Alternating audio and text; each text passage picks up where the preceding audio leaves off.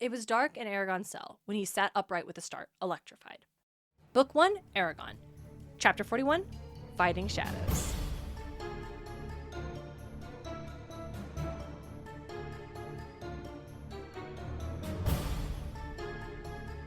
Welcome to Eragon and Back Again, a podcast where we explore Christopher Paolini's inheritance cycle, one chapter at a time. I'm Darien Smartt. And I'm Lucy Hart. You know, I think of all the chapters of Eragon waking up, this one makes the most sense. This makes the most sense. An abrupt start. Because things are happening. Yep, because it was captured and then up.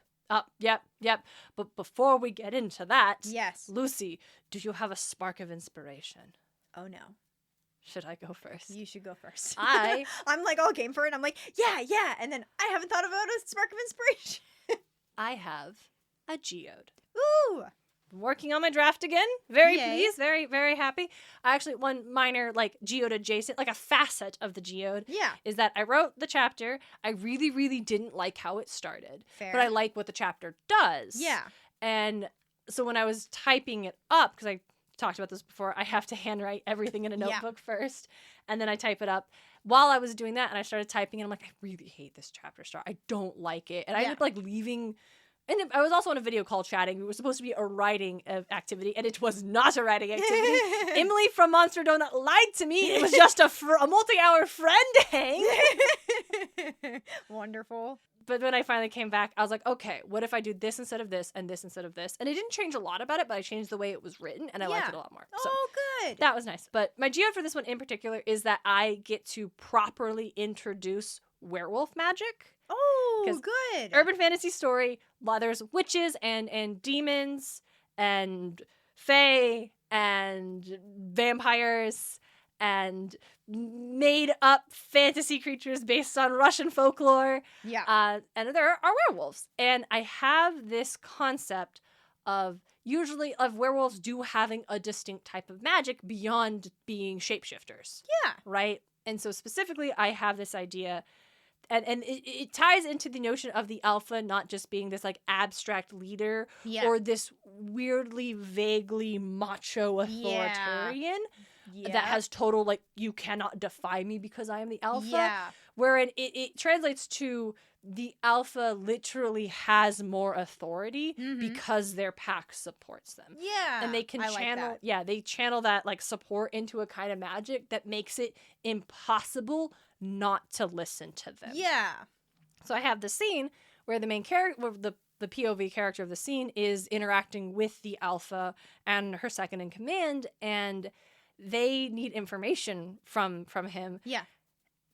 Honestly, because they're worried he's in danger. They're worried he's been kidnapped and is being held against his will by the scary witch and her scary demon. Yeah. And so they're a little bit like, hey, why tell me what's basically it's I want to help you. Tell me what is going on. Yeah. And just it getting to introduce that by being in this character's head and how all of a sudden he's like, oh, I believe her completely. Of course she wants to help me. Of course I'll tell her. Yeah. When he can't. He actually can't tell her what's happening because it would endanger his his backstory stuff. Yeah. He has every reason. A whole concern of him being there is that you can't let them know. If they find out, it will be really bad. Yeah. And so so showing that switch of how he hears her and he's just making eye contact. He's usually it makes me uncomfortable, but I don't want to look away. Yeah, I'll tell you whatever you need to know. Yeah. But I also don't want it to be completely against the will. I didn't want to be super non-consent, because that would become too OP and also too uncomfortable. Yeah. I think it is as I'm working through it, I bet it is something that alpha could do. They could force you to do something you didn't want to do. They could force you to tell them, because it gets to a point where the main character is about to reveal not even information that he can't reveal, the big secret stuff, but secret emotional stuff that he hasn't admitted. Yeah. And so when he starts to say that, he immediately stops himself from talking because he doesn't want to make this confession. Yeah. He doesn't want to admit to these things. Yes. And so when that happens, but after that point, he has confirmed that, no, I'm not in danger. No, they are my friends. No, they're protecting me. And she pulls back. She's like, I'm really sorry. I won't do that again. we're worried about you, and this is how it works. And meanwhile, her second command is there's like, no, you have every right to do that. Like, no, you are an alpha. You have every right to wield our support to protect the pack. Yeah. And we think this is a threat. Yeah. And so it was cool getting to explore these characters' dynamics because you haven't really seen them. They've come up several times, but it's the first time you've gotten to see them in this environment with each other. Yeah. And also getting to introduce this concept of magic that I was really excited about. Yeah. And demonstrating it in this element of like, this character is very powerful because she has the complete undying support of her community behind her. Yeah. And seeing that truly, what that could truly translate into. And so it was neat. And I think I did I think I hit my goals. I think I had restructured it a little bit because initially when I wrote it as a draft, the character did reveal that he doesn't want to go home, that he wants to stay there forever. Yeah. And I was like, I don't like that he could, but then he's so upset about that. Also, I have another scene later where I do explicitly want him to talk about it. Yeah. And I can't hit those beats twice. Yes. And I like the other scene better because that would allow me to introduce how this concept of like djinn or genie magic works in this world. So my geode is I'm getting to properly play with the concepts of magic in my magic fantasy book, and it makes me very happy. It also makes me think when I go through a second draft, I may be pulling this all up so it's happening at like 20,000 words and not 50,000 words. Yeah, no, that's very good. I like that. Very good. And also, like, shout out to Curtis Moore when I asked, hey, do y'all want to hear more about my geode? And he responded, yes. Thank you, Curtis. You're the best. Absolutely. That's very good. All right, Luce, that should have given you plenty of time. Okay, yes, I actually have one. So I was thinking about it, and I went through.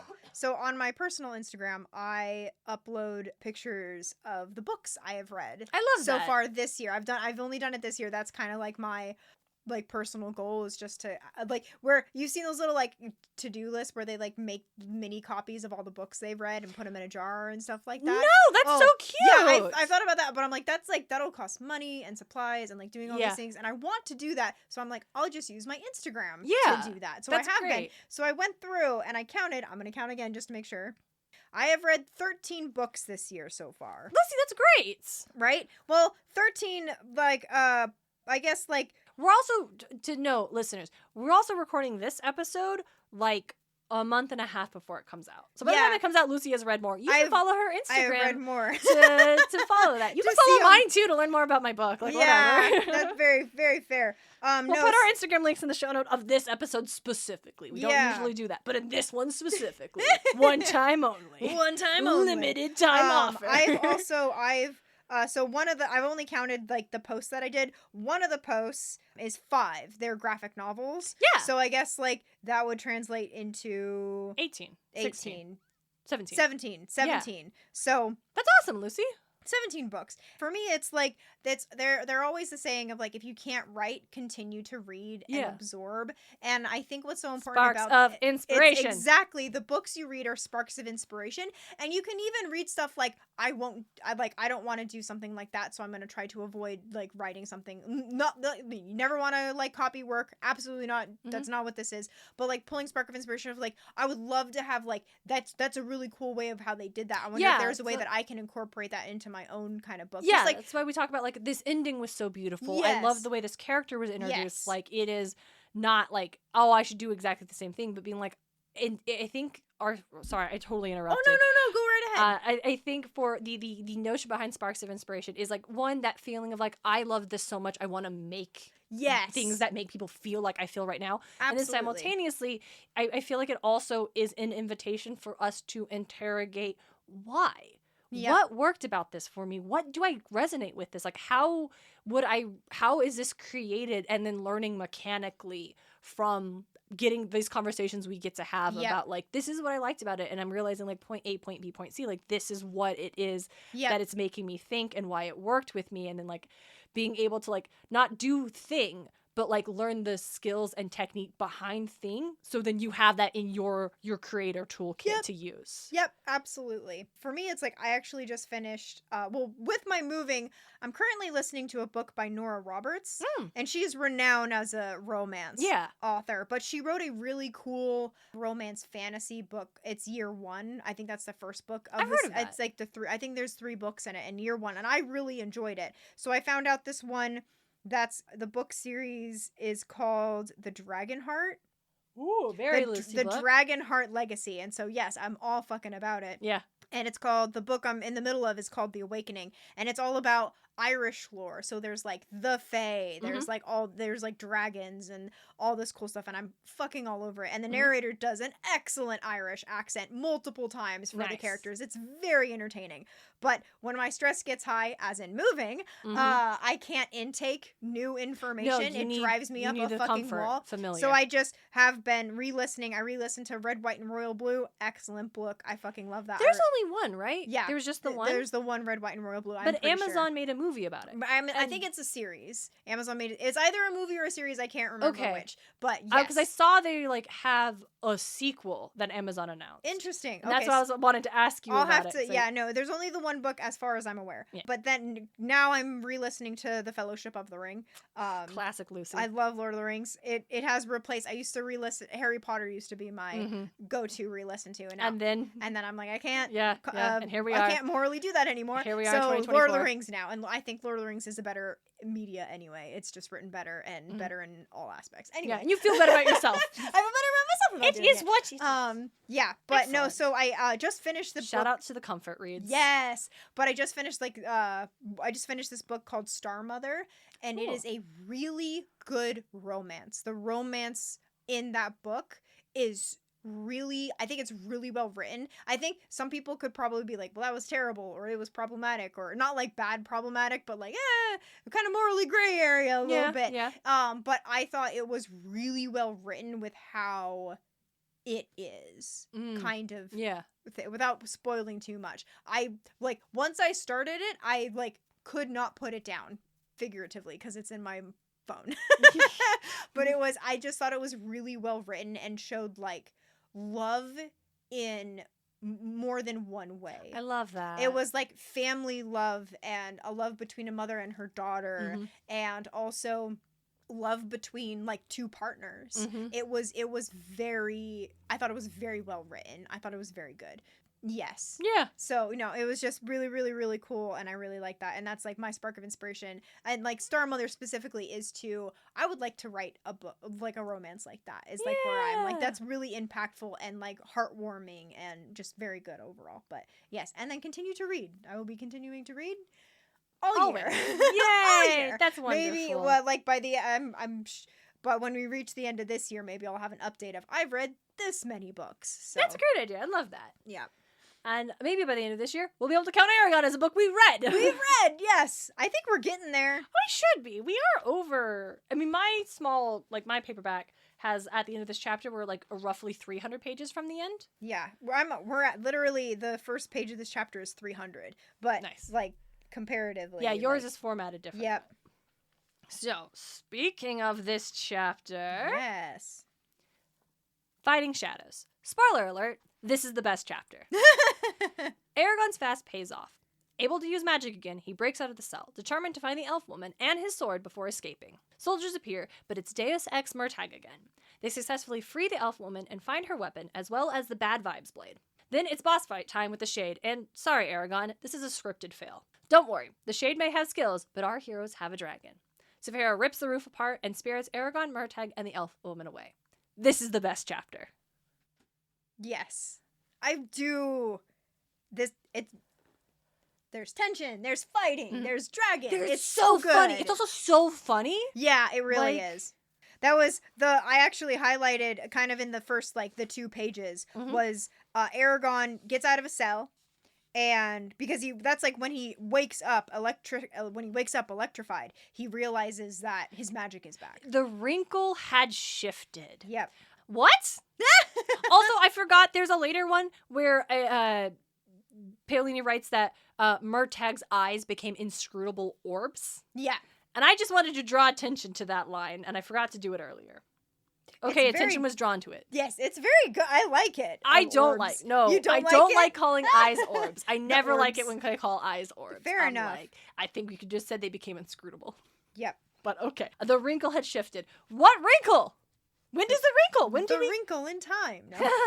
I think I get what he's saying, but it did clock that I don't think we had introduced the like metaphor of a wrinkle being the shifting. Like the wrinkle is obviously whatever is causing him not to be able to use magic. It's a wrinkle. Now it's shifted. Now he can. And I was like, I don't think I get it, but I think that idea should have been introduced as a metaphor early on before, because otherwise it's just like, what a weird line. Yeah, I agree. You were saying, so in the first thing, Eragon... so he gets out into the hall and he's thinking, okay, like, I have to find Zarek, I have to get the elf, I have to, avoid the shade, and then, but he's also, like, the drug is still messing with him. He's kind of like, I could escape right now, why am I out here? Oh yeah, I have to do this, and so I have to, Saphira, I have to contact her, and she tells him not to do anything. Murtagh is on his way.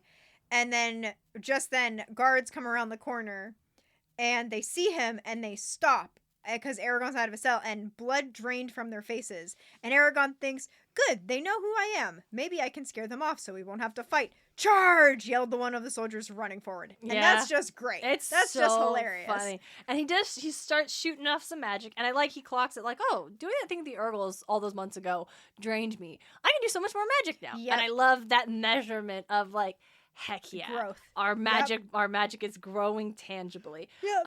But fortunately, as Eragon opened his mouth to pronounce the fatal words, there was a low buzz, a flicker of motion. One of the men crashed to the floor, an arrow in his back. 2 more were struck before anyone understood what was happening. At the end of the hall, where the soldiers had entered, stood a ragged, bearded man with a bow. A crutch lay at his feet, apparently unneeded, for he stood tall and straight. Yep.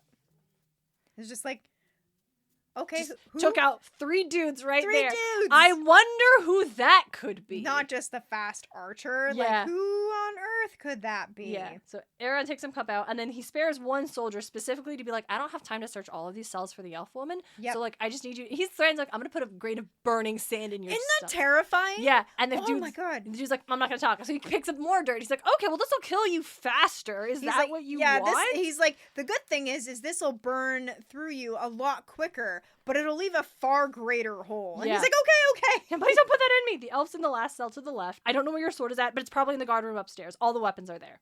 So he knocks the dude out. Did you kill him? Eragon looked at the stranger, who was now only a few paces away. He narrowed his eyes, trying to see past the beard. Murtagh! Is that you? Yeah. Yes, I don't want my face seen. Did you kill him? Oh no, he's only asleep. How did you get in? There's no time to explain. Absolutely. We don't have time for this. We are in an escape scene, rescue scene. Let's go. Yeah, we gotta fucking move. Mm-hmm. But he's like, oh, didn't you hear what I said? There's an elf in prison. I saw her. We have to rescue her. I need your help. An elf? And he's like running. He's like, this is a mistake. We should be fleeing while we have the chance. But no, Murtagh is ride or die. Yeah, he really is. And he's, honestly, at that point, he is ride and probably die. Yeah. Like, that is where they are at this point. Yep. And they find her. There we go. We got our Princess Leia moment, except she is unconscious. So, like, okay. But Eragon can't pick her up. Oh, no, we do have a great moment, because she's awake when they open the door, and she's, like, defiant. I love it. It is very cool. Like, we groaned a little bit the last chapter with her, like, okay. Yeah. But this one is, like, she faced him, tense and coiled, ready for whatever would happen next. She held her head high with a queen's demeanor, her eyes, dark green, almost black, and slightly angled like a cat's, lifted to Eragon's. Chills shot through him. Their gaze held for a moment. Then the elf trembled and collapsed soundlessly. And then Eragon catches her, but he can't carry her because he still has the drug through him. She also smells of freshly cut pine needles because she's a wood elf. Because she's a wood elf. And I'm not mad. Here's the thing. Yeah. I'm actually not mad. Your fantasy creatures should absolutely have distinct characteristics. Yeah. And smells, I love it. Yep. I love just, like, dwarves smell of, like, earth and fire. Yeah. Or elves smell of, like, freshly cut. That's a great, sure. Because humans usually just smell bad if you smell human at all. Yeah, So, it's true. so it's fun. And Murtagh rolls up. She's beautiful. Yep. Yeah, man. But She's an elf. What I like about that is he just walks in and he's like, wow, she's beautiful. And then he goes, okay, we can tend to her later. Let's fucking go. Yeah, we gotta go. He's not like to carry her. Okay, and then he like tosses her over his shoulder. Yeah. Let's roll. Yeah, we gotta ride. He's not like enamored. Yeah, like take it back. Eragon He just is. like rolls up. He's like, oh wow, yeah, she's really pretty. I see why you have to save her. Yeah, I got it. Like, but also it's like you knew she was an elf, right? Yeah, yeah, of course she's beautiful. But also, I wonder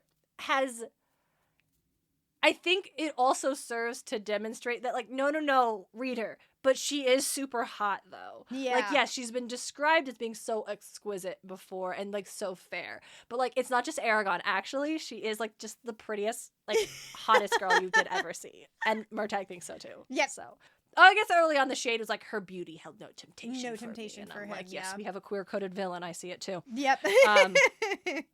So they roll. Murtagh goes and gets. He's like, "Oh, can you talk to Saphira for me? Tell her to wait another 5 minutes." Yeah. And that's so funny. It's He's like, they had a plan, but then Eragon escaped on his own. Yeah. And threw off the whole Everything. plan. And now, because he can't communicate with Saphira. Yeah. So they clearly, whatever they did, they probably just had figured out, okay, here's the plan. And then we just have to agree. We have to synchronize our watches because we don't have walkie-talkies. We just have to agree. You're going to show up at exactly this amount of time. I also I don't know if it's described because I haven't read after this, but like Murtagh and Saphira trying to plan this. Like I just have an image of Saphira scratching into the ground about like what she wants or something. Like, can she even write? Like, what is?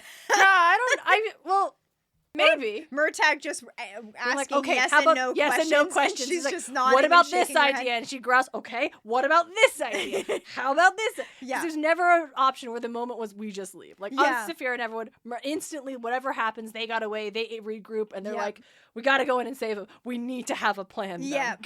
We scope out because Murtagh talks about how the plan was to escape in between the guards changing of the shifts. So they've clearly been scoping this out. He's been like collecting intel. That's why Eragon was there for as long as he was because they were preparing a rescue mission. They were because this is our team. Let's go. Yes. So Murtagh bounces, and he was like, okay, I'll go get your weapons. Let's go. So he runs off. And this is another funny thing. Yes. 10 soldiers entered the room. They swept through it hurriedly, looking only a couple tables and continuing on their way. Eragon leaned against a table leg, sighing.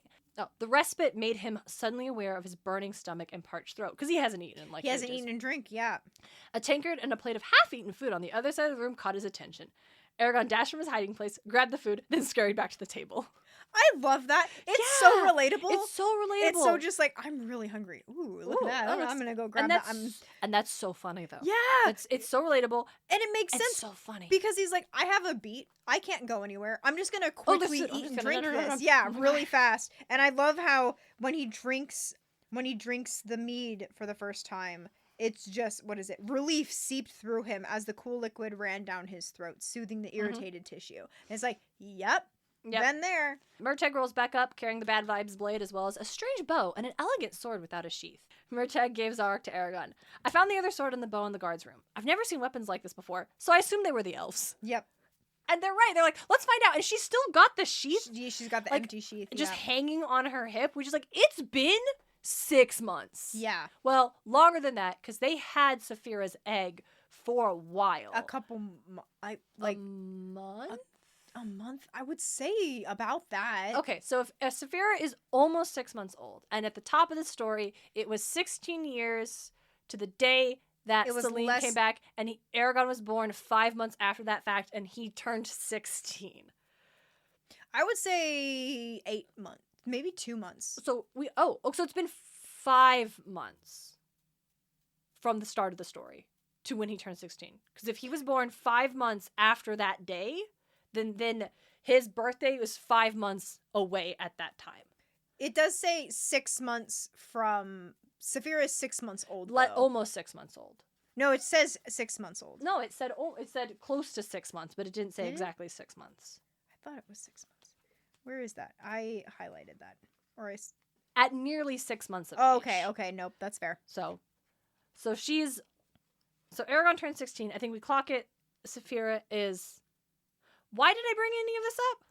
To figure out how long the elf has been. 5 months. Yeah. Because he got the egg, like, that day when she got captured. She scared it away. And so it's been 5 months. I think it's been 6 because they had the egg for a while before it hatched. I don't remember how long they had the egg. But they had to wait for the traders to come in, and that was when the snow happened. Yeah, that's right. And it was the harvest moon. Yeah, I'm trying to figure out whether Eragon thinks about this day is important. Does he think about it before or after the... You was pretty early on. You're right. So it's been 6 months because it was, remember, because he finds the egg on the harvest moon. No, you're totally right. And then they have to wait for the traders don't come until it's snow. Yeah, but his birthday was right, and that day because he's 5 months. That day they're going to.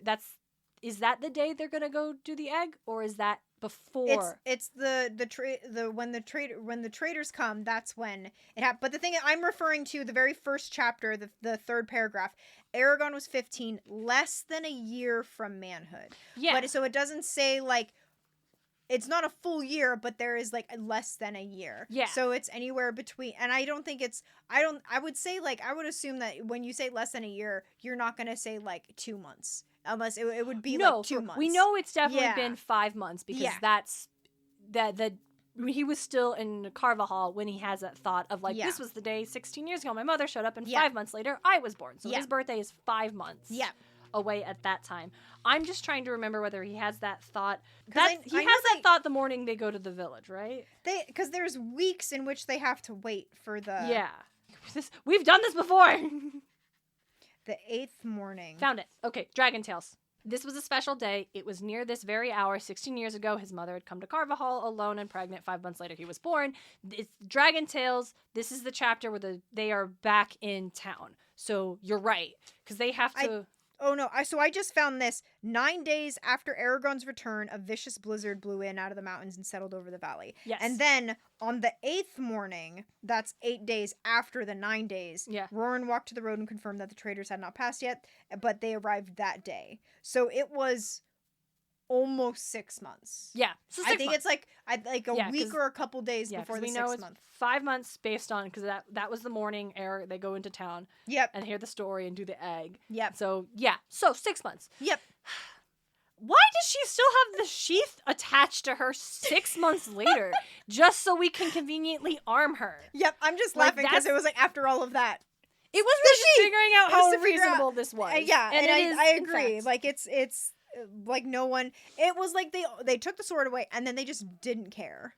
Or maybe that was adding insult to injury to be like, you could have your sword, but you don't. But the fact that she didn't take it off at some point. Oh, that's true. Like, I mean, she could be too weak. Because if she was so weak, she's an elf and she's pretty weak. But like, yeah, and they shake. But it's like, let's assume if we assume that when Eragon was drugged while he was unconscious, maybe she's been drugged the whole time. Because the shade captured her when he knocked her unconscious. Yeah. So if she was immediately drugged and brought to this place, then she couldn't remove that if she was out all the time. But we know she's been in a bunch of different cells because Eragon, when he tried to scry for her at one point, the cell he remembered was empty. Oh yeah, I was gonna say about that. That doesn't make any fucking sense. He tried to scry, because like remember when he scried Braum? Yeah. And he could see Braum, but not her surroundings. Rowan, he did the same with Rowan. Yeah. So if he tried to scry her, he's seen her. He should have been able to see her, just not her surroundings. But he had a dream about the cell, which is why he tried to scry it. I mean, I think it says specifically he tried to scry her. And if he tried to scry, because he scried the cell and her, and he could see it. Yeah. So that means he has seen her. Yeah. So he should be able to scry. You're right. He should be able to scry her. Even if, he can't scry the cell because he's seen it now. Yeah. But.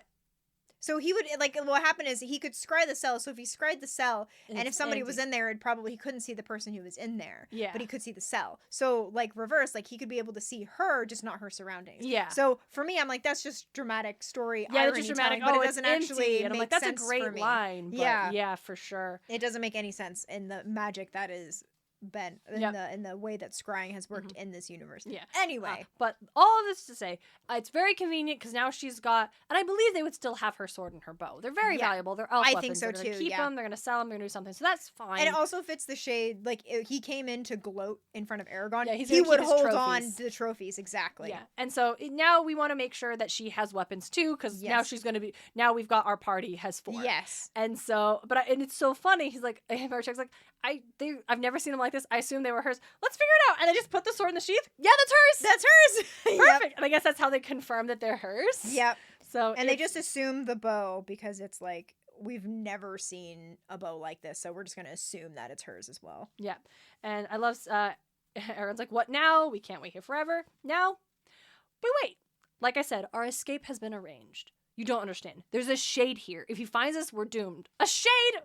In that case, tell Saphira to come immediately. I think she needs to be here. Yeah, no. I didn't realize that. Like, okay, listen, you messed up my plans by escaping yourself. Very good. I love, he's like, your timing was perfect, though. I wouldn't have been able to even crawl if I'd been forced to fight all of those soldiers with magic. Glad to be of some use. Let's just hope the shade doesn't find us. And then a cold chuckle filled the banquet room. I'm afraid it's far too late for that. This is so funny. It's so this good. Is it's so the funny. mic drop. Oh my it's gosh. so good. It's like, yep, the worst thing that could happen. He's like, I'm gonna wait. They're gonna mention me. I'm afraid it's far too late for He's that. like, I do like that too, because it again, it fits his character of walking and finding them and going, that.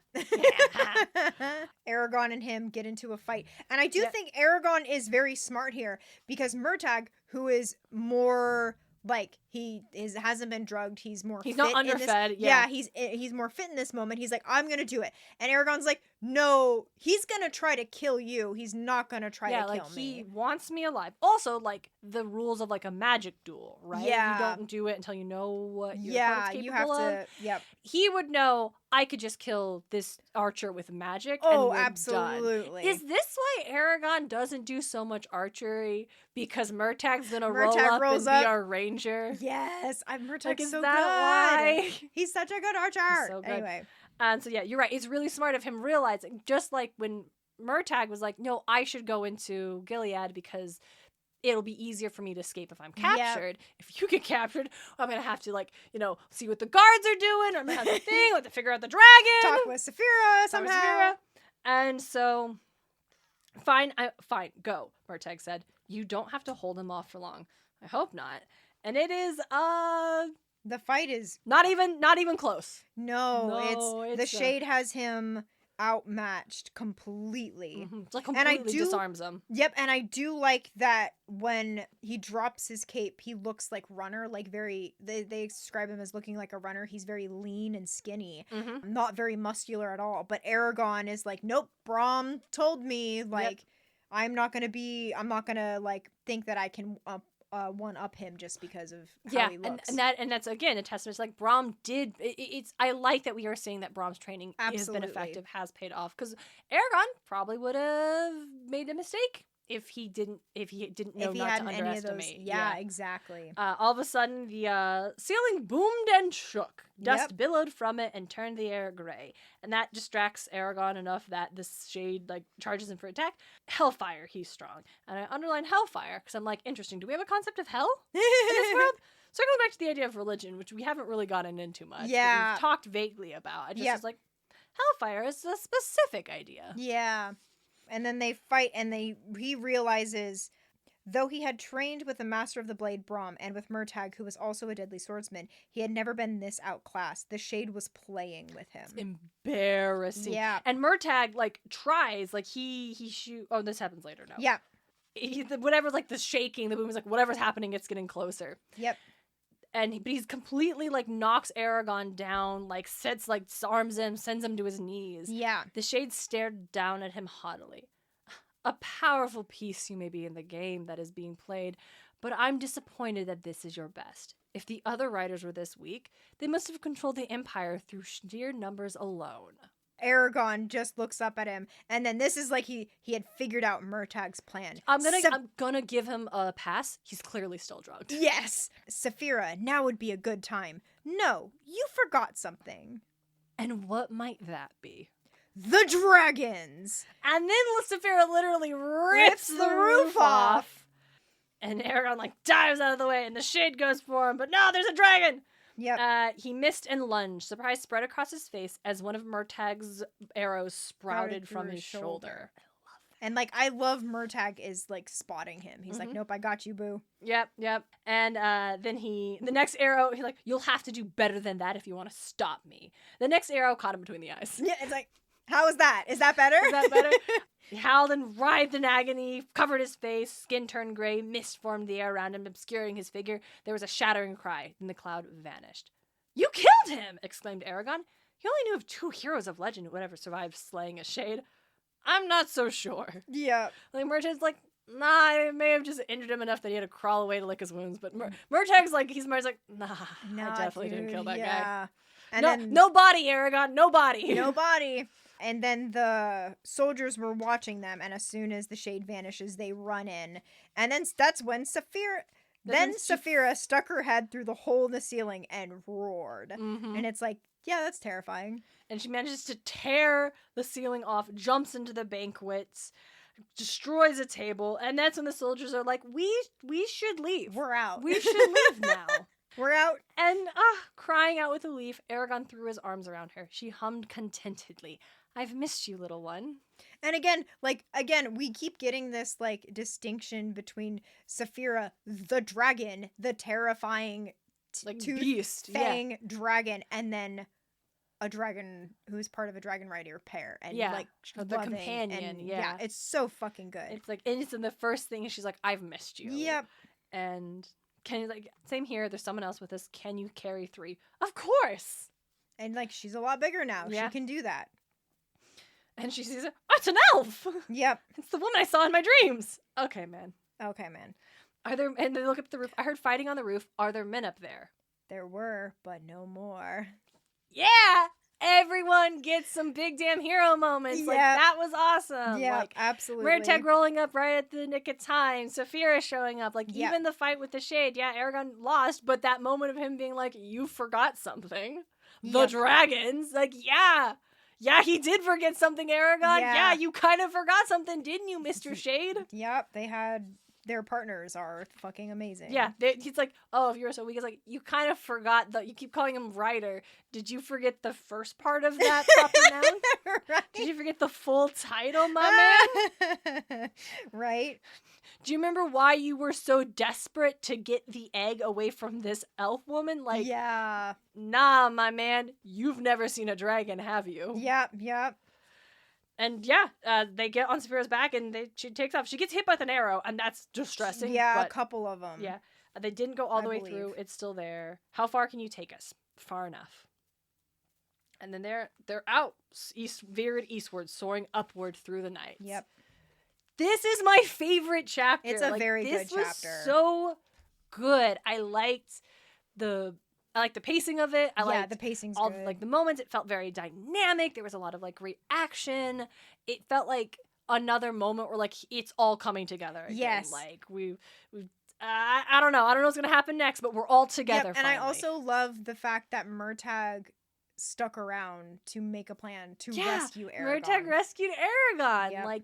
They were basically this is our last night hanging out because you're gonna go to the Varden. I'm not going with you. But that doesn't mean I'm gonna let you get captured. I'm gonna go save you. You're my friend. Yeah. And I think I mentioned that. I can't remember if it was the last episode or the beginning of this one, but it was this is the chapter where I was like, oh, we can trust him. Yeah. We can trust Murtagh. He didn't bolt. He didn't run. He didn't leave Eragon. Yeah. He gains really nothing by going to save Eragon. Exactly. Except that it's his friend and it is the right thing to do. Because honestly, if he ran off, I feel like the Empire would be so distracted by having Eragon. They'd probably stop looking for him. We don't need him. Exactly. Whatever we care about you, we don't. We need to focus on this. We have someone we prefer. Kind of thing. Exactly. I like this a whole lot. It's a good chapter. I would like to call to action, or I guess question. We take a call to action. It's not that, but it is. Question for the week. Hey, what's your favorite rescue scene? Yes. I like that rescue scene. Love a rescue scene. Oh, I even had one in my head that I like a whole lot. I do think I'm a sucker for the trope of they showed up to rescue you, but you already escaped. Yes. Very good. There's a scene from the Suicide Squad movie where Harley Quinn has been captured. Oh. And then, she gets out and she's climbing and she's gone. She's waltzed out the front door because she's Harley fucking Quinn. Yep. And she turns around and she sees the rest of her team are trying to climb in through a window. She's like, and they're like, okay, here's the plan. She's like, what are you doing? We're rescuing you. Oh, you were gonna save me? Oh, not anymore. Well, I can go back in and you can still do it. It's very sweet. That's kind of condescending, but no. I like a daring rescue, especially if it's I'm already halfway out, but no, you go on. Yep. No, I like that. I'm trying to think of one. I feel like one of my problems is I read so much. I have to now go parse through and be which rescue was my favorite.